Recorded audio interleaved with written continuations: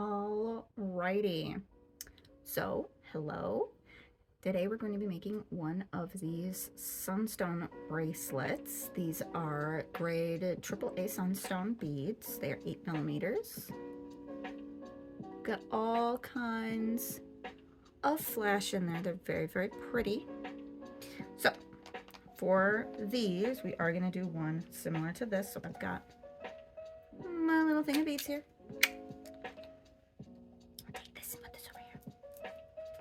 And that one is done. So I added the new ones. Look at that. Look at the sun flash on that. Very pretty. Alright, so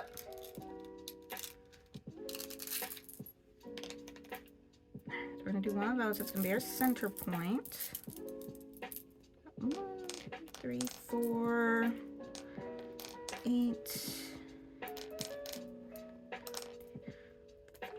We've got 16 to work with, but we're gonna see. It might only be a 15 bead strand. I do believe that's what this other one is. It's only 15.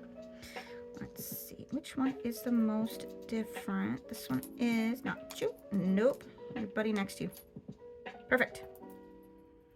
All right, so we leave it at 16, but we're gonna see. What we're gonna do though is we're going to try and make this kind of the halfway point around. And with these, I am using pink elastic. It's very stretchy. Let me get measuring tape and measure out approximately what we need. Now, since we're gonna double this, we do need to make sure we measure out about twice as much as what you need.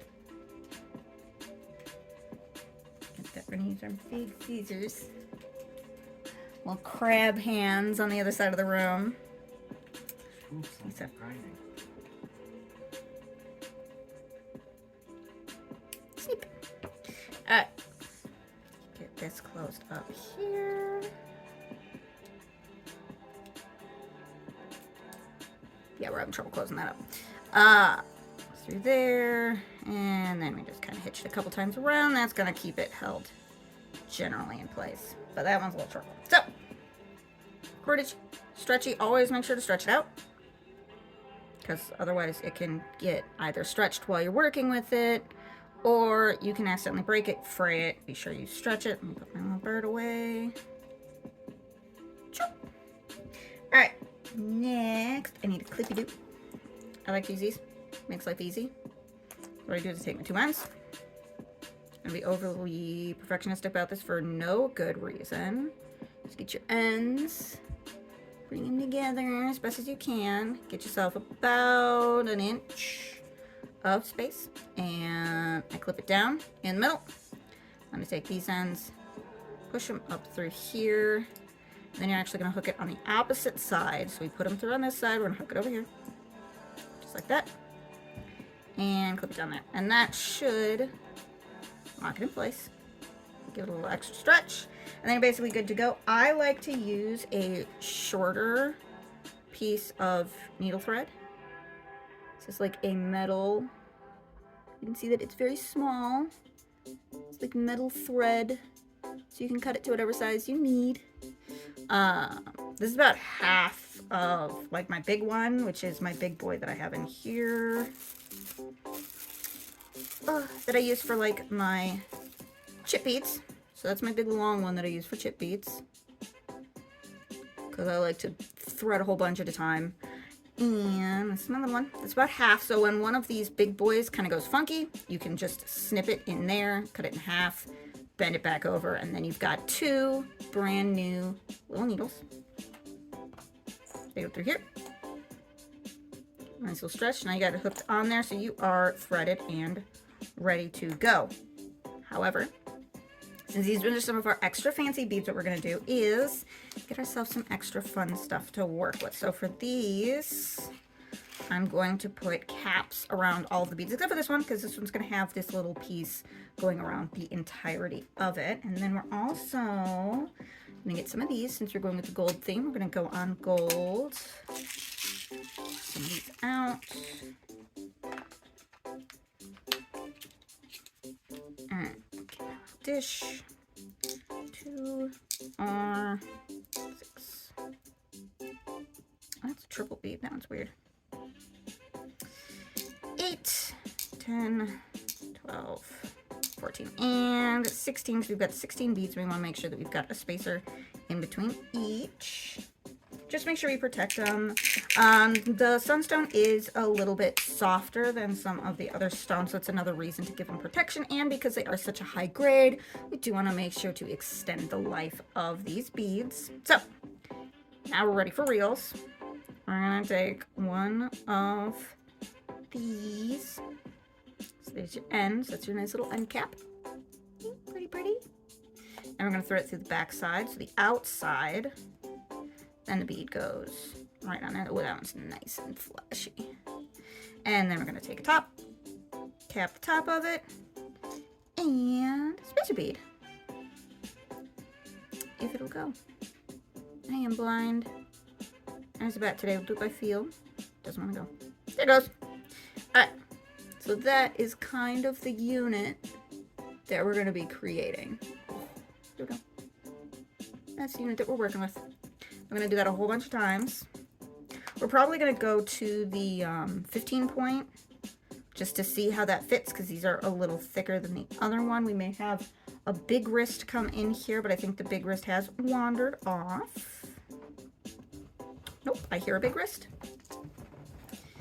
And there we go. Now we've got two units. And there it goes. And we just kind of continue for a little bit. Try to do this as quickly as possible.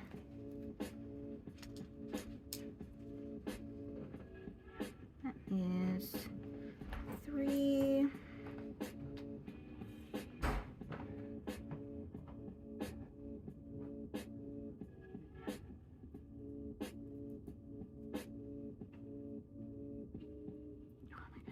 There we go. All right.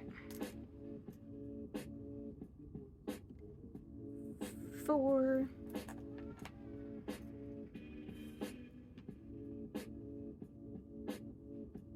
And this will be 5, so now I'll be about a third of the way done. And I know this does kind of get you sucked into like a repetition. That's why, I mean, personally for me, I do always try to recommend counting. And since we are doing patterns, always be sure to take a look and make sure that you've got your pattern still correct, because sometimes you might end up doing 2 spacer beads, or you may forget to do a spacer bead in between. It does happen. Do not worry. Let's get another set going. But they do go together relatively quickly, especially if you have all of your stuff already figured out, kind of how you want it to go, the different colors that you want to use, or if you're just doing a straight stone, if it's just going to be the stone beads, then it's just kind of like, all right, we're going to grab, you know, 23 or whatever of the beads and then just kind of keep going at it that way. But when you start getting into more designs or undesigns, when you're doing a very asymmetrical kind of piece, a bracelet or a necklace, whatever you choose to do, oh, they always run away. But we always bring them back.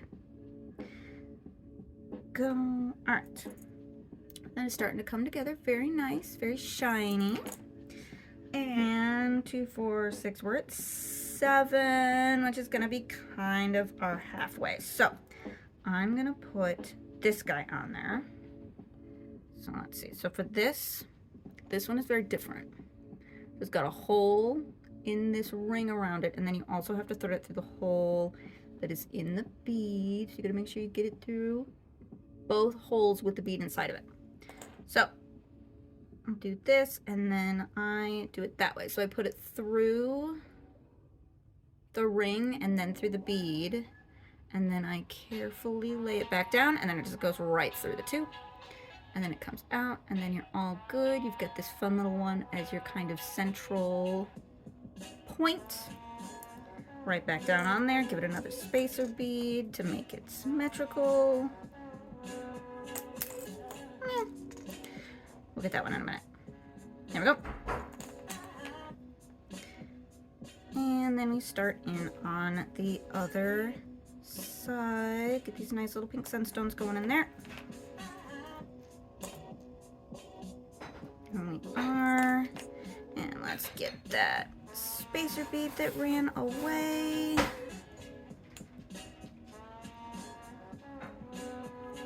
Doing our best here. Alright. And I know that this was kind of our whole stash of those, so we're definitely going to have some left over, which is great because I know that we're going to have enough sunstones of these AAA grade sunstones to be able to make at least one more bracelet, so that'll be kind of nice. I am dropping everything today. Here we go. There we go. We're still in pattern. We're still in pattern. Don't have to worry about that. Alrighty. This going. Every single one of these keeps trying to run away. Alright.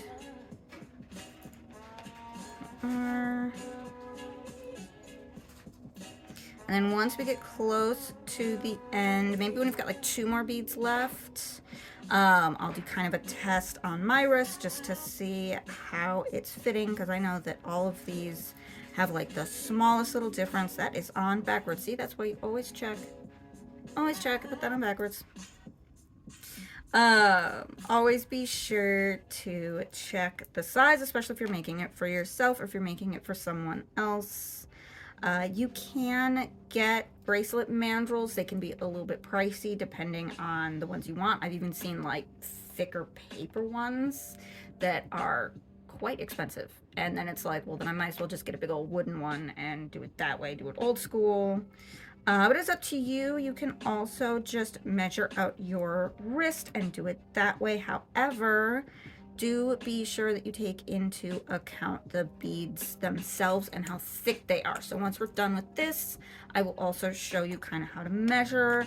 I've got a stiff, kind of a stiff metal measure that I like to use to measure the inside, so the inner diameter of the bracelet, not like the outer or how it lays, you know, in general, how it is flat, because even flat is different. Once you start bending it, it changes things in the smallest way. And when we're dealing with millimeters, it's a big difference, honestly. The tiniest little bit makes fractional large differences. All right. I know it makes no sense. But I promise in practice, you do start to notice and learn little things like that, where it's just kind of like the tiniest little difference, blah, blah, blah.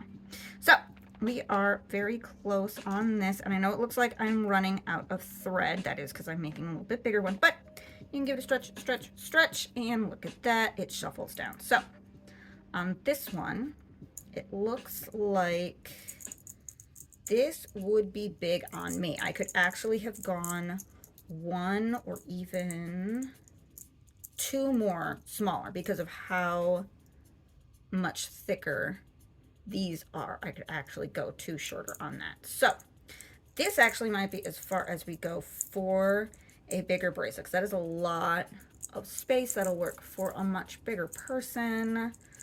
Get that out of here. And then of course we can always save our extra beads.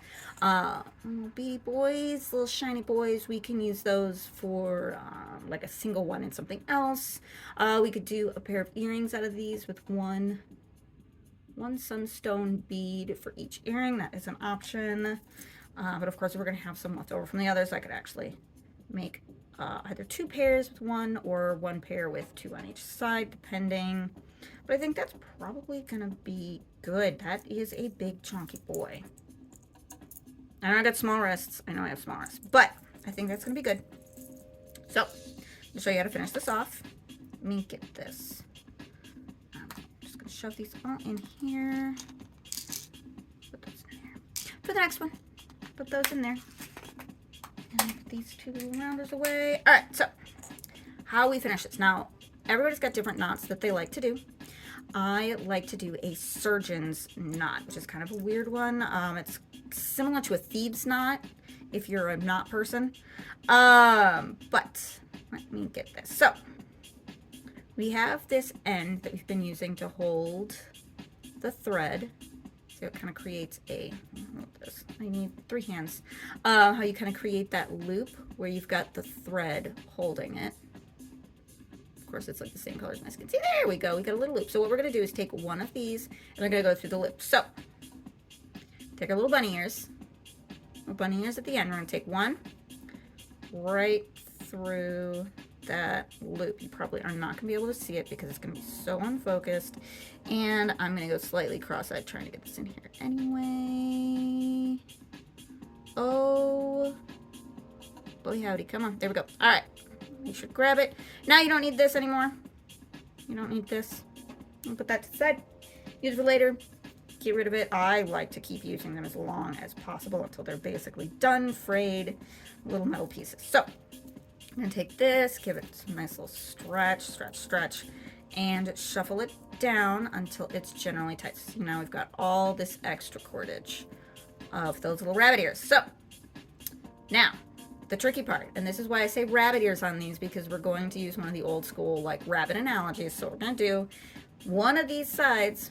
You get to pick whichever one you want. Is going to be your rabbit. This is usually my rabbit because I am right-handed, I think. I mean, I know I'm right-handed, but I don't know if I tie knots right-handed. Some things I do left-handed because I'm weird and nothing I do makes any sense.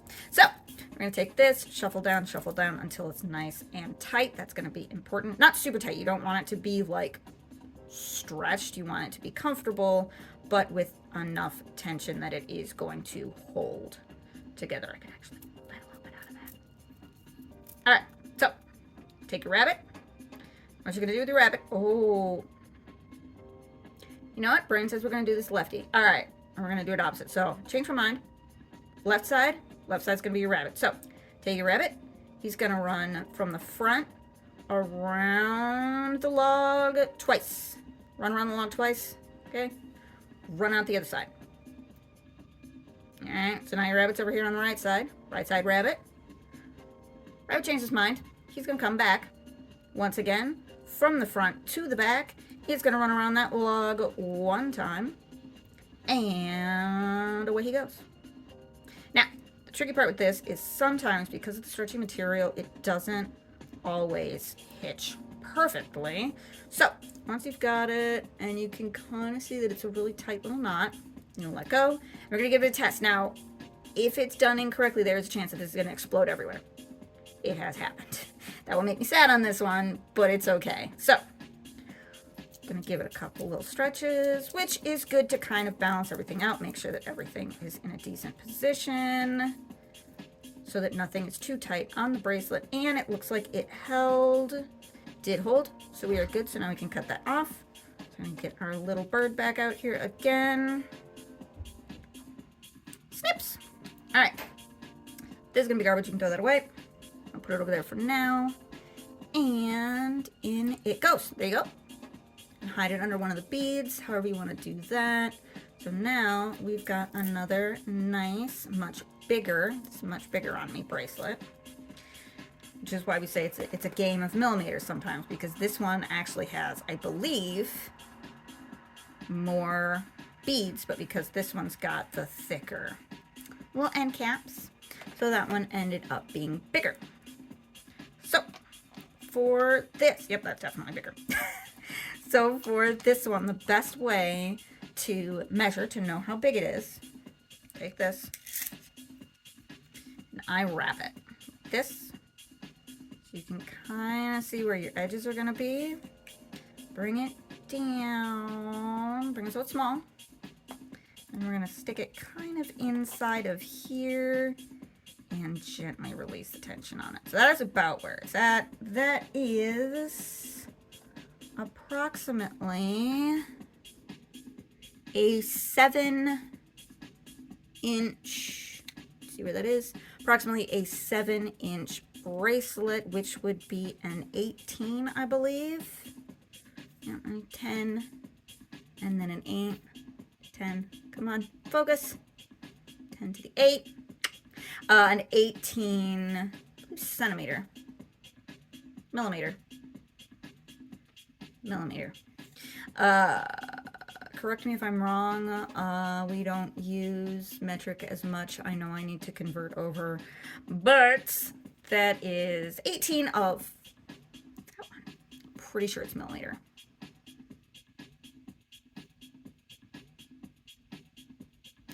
No, I'm not sure. I've second guessed myself. I need to back myself in. Centimeter, millimeter, I will look it up. What it is. It's the one that there's the 2.5 per inch. About 2.5 per inch. There it is. 18. I'll look it up. It'll make sense. That's why I also usually go with kind of the closest on inch, because I know inch is better. It's harder math, but I do know those ones better. Otherwise, if that's not millimeter, if that's centimeter, then it is the 180. That seems wrong. So 18 millimeter sounds right. But about 7 inches on this bracelet. That is about a 7-inch bracelet. I guess now I'm curious about the smaller one that fits me a little bit better, because I don't have tiny, tiny wrists. Here we go. Same thing. Gonna do this. Pop it in there. Let it kind of expand. Okay, and that is gonna be about a 6.5 inch bracelet. About 6.5, a little under 6.5. It is close to 16.25 millimeters. 16.25 millimeters, somewhere there. So that's the smaller one. That's this little boy here. We are going to have these available eventually. I know that they're definitely going to be at Autumn on Parade, which is where we're going to be this upcoming weekend. It is October. You know what? I'll put it in the description. I should know these dates, but honestly, everything that powers my brain is currently doing this recording. But it is going to be this upcoming weekend in October. It is the first full weekend in October. Honestly, I am bad at days and I'm bad at names. Two things I'm terrible at. However, we're going to be there. We're going to have a spot. We're going to have all kinds of things, including our candles and our salves, which we do have our salves here. Giant plug product placement. This is our full moon salve because we just had a full moon. They are fantastic. Silky smooth skin. Absolutely wonderful. I will do a video on those as well. But that is going to be it for, we didn't make this one today. We made this one, our bigger boy here. Look at those flashes. Look at all that flash. So great. And this is Sunstone, so this is going to be great for going outside, getting you all kinds of masculine and sun energy, which is great for healing as well. So if you need something like that, it's good for physical and mental healing. Highly recommend, especially if you are feeling super down, a little depressed, down about yourself. I recommend this or a rose quartz. Rose quartz is great for all of that self-love and bringing that into your life as well. So that is going to be it for us today. Hope to see you next time.